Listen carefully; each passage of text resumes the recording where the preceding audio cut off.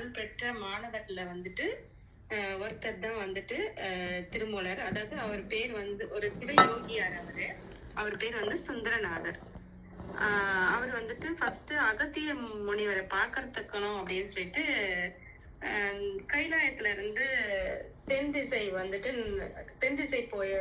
நோக்கி போயிட்டு இருந்தாரு. போற வழியில வந்து திருக்கேதாரம், பசுபதிநாத் கோவில், காசி, இந்த மாதிரி திருப்பரம்பந்தம், திருக்காலத்தி, திருவாலங்காடு, இந்த மாதிரி கோயில் எல்லாம் பார்த்துட்டு அதுக்கப்புறம் காஞ்சியில இருக்கிற திருவேகம்ப பெருமாள் அப்படி அந்த பெருமாளையும் தரிசிச்சுட்டு அங்கிருந்து கிளம்புறாரு. போற வழியில திருவதிகை வந்துட்டு முப்பொறித்த பெருமான் அவரையும் வந்துட்டு தரிசனம் பண்ணிட்டு புலியூர் அங்க வந்துட்டு கூத்த பெருமாள் அப்படின்ற கோயிலுக்கு போயிட்டு அங்கேயே தங்கணும்னு நினைச்சு அங்கேயே தங்கிட்டாரு. அப்போ வந்துட்டு மறுநாள் எந்திரிச்சு காவிரியில குளிச்சுட்டு தென்கரை பக்கமா இருக்கிற திருவாவடுதுறை அந்த கோவிலுக்கு போயிட்டு பசுபதிநாதரை அங்க வழிபட்டுட்டு அங்கேயே தங்கிட்டாரு.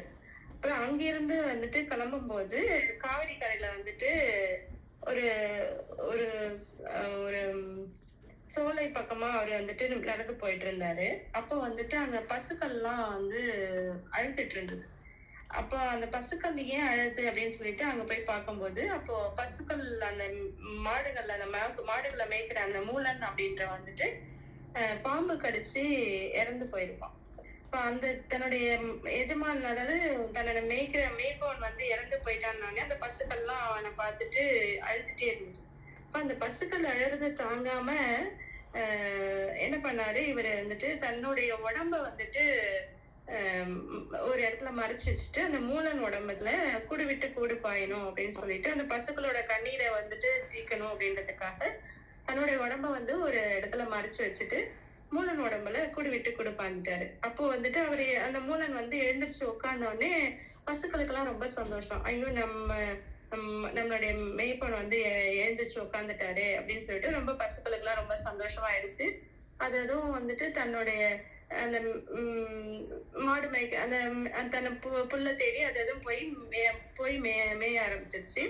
ஸோ ஈவினிங் வந்த அப்புறம் என்ன ஆச்சுன்னா பசுக்கள்லாம் தன்னுடைய வீட்டுக்கு திரும்பும் போது அதன் பின்னாடியே என்ன பண்ணாரு, மூலன் உடம்புல இருக்க அந்த சிவயோகியாரும் வந்துட்டு பின்னாடியே போயிட்டு இருந்தாரு. பசுக்கள்லாம் வந்துட்டு அவங்கவுங்க வீட்டுக்கெல்லாம் போயிடுச்சு. போன அப்புறம் இவர் வந்து அங்கேயே நின்றுட்டு இருந்தாரு. அப்போ வந்துட்டு மூலனுடைய மனைவி என்ன பண்ணாங்க, அவங்கள வந்து மூலன் வந்த அப்புறம் அவங்க வீட்டுக்கு கூப்பிட்டாங்க. இவர் வந்து வர மறுத்துட்டு அங்க இருந்து ஒரு சத்திரத்திலேயே வந்து தங்கிடுவாரு. தங்கினோடனே இவங்க என்ன பண்ணுவாங்க, ஏன் இப்படி பண்றாருன்னு தெரியலன்னு சொல்லிட்டு அவங்க ஊர் பொது சபையில இந்த மாதிரி சொல்லுவாங்க.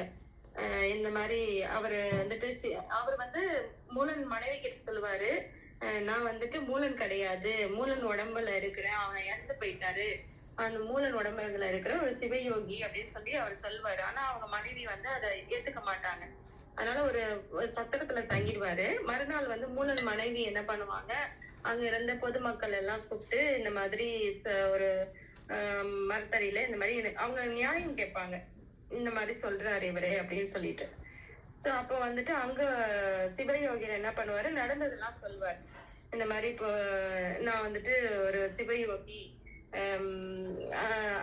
அங்க மூலன் இறந்திருந்தான், அதனால அந்த உடம்புல வந்து நான் கூடு விட்டு கூடு பாஞ்சேன் அப்படின்னு சொல்லிட்டு அவரு அங்கே இருந்து கிளம்பிட்டு போயிட்டு அங்க போய் பார்த்தோம் அப்படின்னா அவருடைய உடம்பு வந்து அங்க இருக்காது.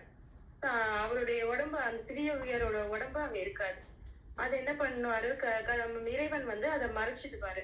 அப்போ அந்த சிவயோகியர் என்ன பண்ணுவாரு, இதுவும் வந்து இறைவன் திருவிடையாடல் தான் போல இருக்கு அப்படின்னு நினைச்சிட்டு அது என்ன பண்ணுவாரு, திருவாவடுதுறையிலேயே ஒரு கோவில்ல அரச மரத்துக்கு அடியில அங்கேயே வந்துட்டு தியானத்துல உட்கார்ந்துருவாரு. அப்புறம் வந்துட்டு என்ன பண்ணுவாரு, வருஷத்துக்கு ஒரு தடவை தான் வந்துட்டு கண்ணு திறந்து அப்போ தன்னுடைய தியானத்துல என்னெல்லாம் அவர் வந்துட்டு அனுபவங்களை வந்துட்டு என்னெல்லாம் அனுபவங்கள் கிடைச்சதோ அதெல்லாம் வந்துட்டு ஒரு பாடலா எழுதியிருப்பாரு. அந்த மாதிரி 3000 வருஷங்கள் வந்துட்டு ஒரு வருஷத்துக்கு ஒரு பாடலா 3000 பாடல்களை வந்து அவர் எழுதியிருந்தாரு. ஸோ அந்த பாடல்களை எல்லாத்தையும் என்ன பண்ணுவாரு, ஒரு திருமந்திரமா என்ன பண்ணுவாரு, திரும்ப ஒரு கொடிமரத்துக்கு அடியில புதைச்சு வச்சுட்டு அவர் கிளம்பிடுவாரு. அந்த பாடல்கள் வந்து யாருக்கும் தெரியாது. ஒரு கொடி மரத்துக்கு அடியில அந்த பாடல்கள் எல்லாம் அந்த கோயிலோட கொடி மரத்துக்கு அடியில வந்துட்டு புதைச்சு வச்சுட்டு அவர் அங்கேயிருந்து கிளம்பிடுவார். அப்போ அப்படியே ஆகாய மார்க்கமா போயிட்டு இருப்பாரு. அப்போ பாண்டிய நாட்டு மன்னன் வந்து என்ன பண்ணுவான், வீரசேனன் வந்துட்டு நகர்வெல்லாம் போயிட்டு தன்னுடைய அரண்மனைக்கு திரும்புவார். அப்ப அந்த அரண்மனை தோட்டத்து வழியா தான் வந்துட்டு அவரு அந்தப்புறத்துக்கு போகும்போது அந்த அரண்மனை தோட்டத்துல வந்து ஒரு கருநாக பாம்பு ஒரு பூவுல தன்னுடைய விஷத்தை கட்டிடும். அப்போ அந்த தோட்டத்து வழியா போகும்போது அந்த ராஜா என்ன பண்ணுவாரு, அந்த பூ அழகா இருக்கேன்னு சொல்லிட்டு அந்த பூ மோந்து பாப்பாரு. அப்ப பார்க்கும்போது அந்த விஷம் அந்த அந்த நுகர்வுலயே வந்து அந்த விஷம் ஃபுல்லா ராஜாவோட உடம்புல இறங்கிடும். ராஜா வந்து அந்த அரண்மனையில போய் அவரு படுக்கையில படுத்து தூங்கும் போது அப்படியே இறந்து போயிடுவாரு. அந்த விஷம் ஃபுல்லா அவரோட உடம்புல இறங்கிடும். அப்போ மகாராணி அப்புறம் அவங்களுடைய தாய் தந்தை எல்லாரும் பார்த்து ரொம்ப அழுவாங்க. என்ன பண்றதுன்னு தெரியல. நாட்டு மக்களுக்கும் இந்த வந்து விஷயம் எல்லாம் வந்து தெரிய ஆரம்பிச்சிடும். எல்லாரும் மக்கள் எல்லாமும் வந்து கஷ்டப்படுவாங்க. அப்போ அந்த ராணியோட புலம்பல் வந்து இப்போ இவரு திருமூலர் வந்து ஆகாய மார்க்கமா போயிட்டு இருக்கும்போது ராணியோட புலம்பல் வந்து கேட்டுட்டு என்ன அங்க என்னவோ சத்தம் கேட்குதுன்னு வந்து பார்க்கும்போது இந்த மாதிரி பாண்டிய மன்னன் வந்துட்டு இறந்திருப்பாரு. அதனால உடனே என்ன பண்ணுவாரு, தன்னோட உடம்ப வந்துட்டு திருமூலர் மீண்டும் என்ன பண்ணுவாரு, தன்னோட உடம்ப சதுரகிரி மலையில வந்துட்டு ஒரு குகையில வந்து மறைச்சு வச்சுட்டு அந்த வீரசேனன் மகாராஜா உடம்புல தன்னுடைய ஆன்மாவை புகுத்திடுவார். அப்போ வீரசேன மகாராஜா வந்து எந்திரிச்சு உட்காந்துருவாரு. மகாராஜா எந்திரிச்சு உட்கார்ந்ததை பார்த்தோன்னே எல்லாருக்கும் வந்து ரொம்ப சந்தோஷமா இருக்கும். சோ அது மாதிரி ரொம்ப வருஷம் வந்து அந்த வீரசேனன் மகாராஜா உடம்புலயே வந்து அவரு இருந்து நாட்டுல நல்லா ஆட்சி புரிஞ்சு நாட்டு மக்களுக்கு நிறைய நன்மைகள் எல்லாம் செய்து அங்கேயே இருப்பாரு. அப்போ வந்துட்டு மகாராணிக்கு வந்துட்டு ரொம்ப நாளா வந்து ஒரு சந்தேகம் இருக்கும். எப்படின்னா பழைய மகாராஜா வந்து ரொம்ப கோபக்காரர், பழைய வீரசேன மகாராஜா ரொம்ப கோபக்காரரா இருப்பாரு. ஏன்னா இப்ப இருக்கிற மகாராஜா வந்து ரொம்ப அமைதியானவரா இருக்காரு. அவரு பேசும்போதே வந்துட்டு ஒரு ஒரு சாந்தமா இருக்குது, அவரு பேசுறது வந்து கேட்கணும் போல இருக்கு, மனசு அமைதியா இருக்குன்னு அந்த ராணிக்கு வந்துட்டு ஒரு மனசுல இருந்தது. அப்போ வந்து ராணி என்ன பண்ணாங்க, இத நேரா போயிட்டு மகாராஜா கிட்டே கேட்டலாம் அப்படின்னு சொல்லிட்டு தன்னுடைய சந்தேகத்தை ஒரு நாள் வந்து அவரு அமைதியா உட்கார்ந்து போது ராணி என்ன பண்ணாங்க, அந்த வீரசேன மகாராஜா உடம்புல இருக்க திருமூலர் கிட்ட கேட்டாங்க. அவர் வந்து அப்பதான் சொன்னாரு, தான் வந்து வீரசேன மகாராஜா இல்ல, தான் ஒரு சிவயோகி திருமூலர் அப்படின்னு வந்து சொன்னும் போது ராணிக்கு வந்து ஆச்சரியமா இருந்தது. அப்போ உங்க உடம்பு வந்துட்டு என்ன ஆகும், உங்க உடம்புல வந்துட்டு கெட்டு போகாதா ஏதோ ஆகாதா அப்படின்னு சொல்லிட்டு கேட்கும்போது அவங்க என்ன அந்த சிவயோகியர் என்ன சொல்லுவாரு, தன்னுடைய உடம்பு வந்து சதுரகிரி மலையில இருக்குது, அந்த மலையில வந்துட்டு என்னுடைய உடம்பு வந்துட்டு காயக்கல்ப உடம்பு, அத வந்துட்டு குங்குலியம், வெடி உப்பு, வெண்காரம் இது எல்லாத்தையும் பொடி பண்ணி அந்த உடம்புல தடவி ஒரு நாள் ஃபுல்லா ஊற வச்சு விரா இலையெல்லாம் வந்து மூடி அகில் கட்டையில எல்லாம் அடுக்கி தீ மூட்டினா மட்டும்தான் அது எரியும் அப்படின்னு சொல்லிட்டு திருமூலர் வந்து சொல்லுவாரு. அப்போ வந்து அந்த மகாராணி அப்படியா அப்படின்னு கேட்டுட்டு என்ன பண்ணுவாங்க, போய் படுத்துடுவாங்க. மகாராணிக்கு வந்து ராத்திரி எல்லாம் தூக்கமே வராது.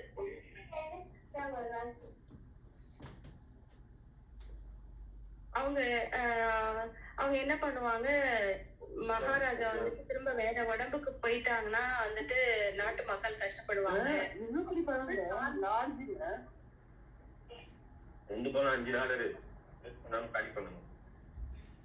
தன்னுடைய சாரி அதாவது தன்னுடைய சுமங்கலி பாக்கியமும் போயிடும். நம்ம சுமங்கலியா இல்லைன்னா நம்ம நாடு ஆள முடியாதுன்னு சொல்லி மகாராணி என்ன பண்ணுவாங்க, காவலர்கள் எல்லாம் வந்துட்டு கூப்பிட்டு இந்த மாதிரி சதுரகிரி மலையில வந்துட்டு திருமூலர் உடம்பு இருக்கு அப்படின்னு சொல்லிட்டு அது திருமூலர் ஏற்கனவே சொல்லியிருக்காரு இல்லையா, அந்த மாதிரி அது எல்லாமே செய்ய சொல்லி அந்த உடம்பை எரிச்சிடுவாங்க.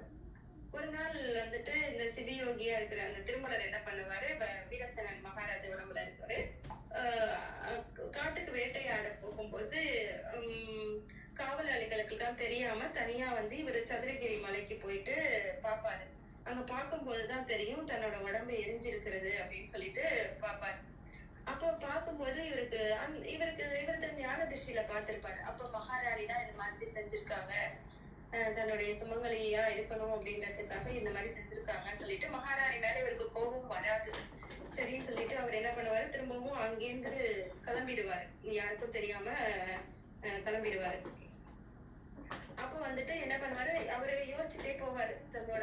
அதான் 2வது தடவையா தன்னோட உடம்பு அவர் இழந்துட்டாரு இல்லையா. ஃபர்ஸ்ட் வந்துட்டு சுந்தரநாதரா இருந்தாரு. அப்போ வந்து மூலன் உடம்புல இருந்தாரு. மூலன் உடம்பையும் இறந்து இப்போ வீரசேனன் உடம்புல இருக்காரு. இப்போ 2வது தடவையா அவரோட உடம்ப இழந்துட்டாரு. இப்ப இந்த வீரசேனன் மகாராஜா உடம்புலயே இருந்தனா வீரர்கள்லாம் எப்படியாவது பார்த்து கண்டுபிடிச்சு தன்னை கூட்டிட்டு போயிடுவாங்க அப்படின்னு நினைச்சிட்டு யோசிச்சுட்டே வந்துட்டு ஒரு நதிக்கரைக்கு பக்கத்துல வந்தாரு. அப்போ நதிக்கரையில வந்துட்டு ஒருத்தர் வந்து படுத்திருந்திருப்பாரு. திடீர்னு எழுந்துச்சு உட்காருவாரு. அப்போ அவரு பேரு ஒரு முனிவர் பேரு. அந்த முனிவர் வந்து பாத்தீங்கன்னா ஜம்புகேஸ்வரன் அப்படின்ற அந்த முனிவர், ஒரு அந்தணன். அவர் என்ன பண்ணுவாரு, குரு சொல்லி கொடுத்த அந்த பிராணாயாமத்தெல்லாம் வந்துட்டு, அதாவது குருவுக்கு தெரியாம, அதாவது அவருடைய பர்மிஷன் இல்லாம அவர் வந்து பிராக்டிஸ் பண்ணிட்டு இருப்பாரு. அப்படி பிராக்டிஸ் பண்ணிட்டே இருக்கும்போது திடீர்னு அவருடைய மூச்சு திணறி அந்த ஜம்புகேஸ்வரன் அப்படின்றவர் இறந்து போயிடுவாரு. அப்போ அவர் என்ன உடனே வந்துட்டு திருமலருக்கு தோணும், சரி நம்ம இவரு உடம்புலயே போயிடலாம் அப்படின்னு சொல்லிட்டு தன்னுடைய வீரசேன மகாராஜா உடம்புல இருந்து அந்த பிராமணர் ஜம்புகேஸ்வரர் உடம்புல அவர் போயிடுவாரு. அப்போ இந்த வீரசேன மகாராஜாவை என்ன பண்ணலாம் அப்படின்னு யோசிப்பாரு. அப்போ பக்கத்துல வந்துட்டு ஒரு அதாவது யானமுட்டி மரம்னு ஒரு மரம் இருக்குமா. அந்த மரத்துல வந்துட்டு ஒரு பெரிய பொந்து இருக்கும். அந்த பொந்துல வந்துட்டு ராஜாவோட உடம்ப வச்சு அந்த மூலிகை எல்லாம் தடவி அதுக்கு வந்துட்டு ஒரு மந்திர கட்டு போட்டு ராஜாவோட உடம்ப அந்த மரத்திலேயே மறைச்சிட்டு வரோம். அந்த அரசனோட உடம்ப அந்த மரத்திலேயே மறைச்சதால அதுக்கப்புறம் அந்த மரம் வந்துட்டு அரச மரம் அப்படின்னு வந்துச்சு அப்படின்னு சொல்லுவாங்க. சோ அவர் என்ன பண்ணுவாரு, இந்த ஜம்புகேஸ்வர உடம்புலயே இருந்து அதுக்கப்புறம் தன்னுடைய பணியை வந்துட்டு தொடங்க ஆரம்பிச்சாரு. சோ அதாவது அவரு மொத்தம் வந்துட்டு 4 உடம்பு எடுத்துட்டாரு இல்லையா. சுந்தரநாதர், அதுக்கப்புறம் திருமூலர், வீரசேன மகாராஜா, அப்புறம் ஜம்புகேஷன். அப்புறம் என்ன பண்ணாரு, அங்கிருந்து நேரா வந்துட்டு சதுரகிரி மலைக்கே போயிட்டு அங்க ஒரு ஆசிரமம் வச்சு அங்க வந்து தன்னோட உடம்பு காயகல்ப உடம்பா மாத்தினாரு. அங்க வந்துட்டு அவருக்கு 7 சீடர்கள் இருந்தாங்களாம். அதாவது திருமாளிகை தேவர், காலங்கிநாதர், பஞ்சமலையார், இந்திரன், சந்திரன், பிரம்மன், ருத்ரன் அப்படின்னு சொல்லிட்டு 7 சீடர்கள் இருந்தாங்க. 7 சீடர்கள் மூலமா அவர் வந்துட்டு அவருடைய பணியை வந்து தொடர்ந்து இருந்தாரு. அவரை எழுதினதுதான் வந்து திருமூல திருமந்திரம் அப்படின்னு சொல்லுவாங்க. இது வந்து சைவ திருமுறையில வந்து 10வது திருமுறையா வந்து இன்னமும் போற்றப்பட்டுதான் இருக்குது. இது வந்துட்டு யோக ரகசியங்கள், வாழ்க்கை தத்துவங்கள் எல்லாத்தையும் வந்துட்டு வெளிப்படுத்துறதா இருக்கு. இவர் வந்து மறைச்சு வச்சாரு இல்லையா, அந்த ஒரு இவருடைய திருமந்திரத்தை வந்துட்டு மறைச்சு வச்ச அந்த ஸ்தம்பம், அந்த கொடி மரத்துக்கு அடியில இருக்கிறத வந்துட்டு என்ன பண்ணாரு, திருமண சம்பந்தர் வந்து அப்போ அந்த நாட்டுக்கு வந்திருக்கும் போது அவருடைய திருஷ்டியில பார்த்துட்டு திருவாவூருக்கு போயிருந்தாரு. அப்ப அந்த ஞான திருஷ்டியில பார்த்து திருமூலருடைய திருமந்திர இந்த ஓலைச்சுவடிகள் எல்லாம் எடுத்து மக்களுக்கு வந்து படிக்கும்படியா அவர் தான் வந்து திருஞான சம்பந்தர் தான் வந்துட்டு மக்கள் கிட்ட அத வந்து வெளி உலகத்துக்கு கொடுத்திருந்தாரு அவரு. இவர் வந்துட்டு சைவ சமயத்துல வந்து 63 நாயன்மார்கள்ல ஒருத்தராகவும் சொல்லுவாங்கன்னு நினைக்கிறேன், எனக்கு அது தெரியல.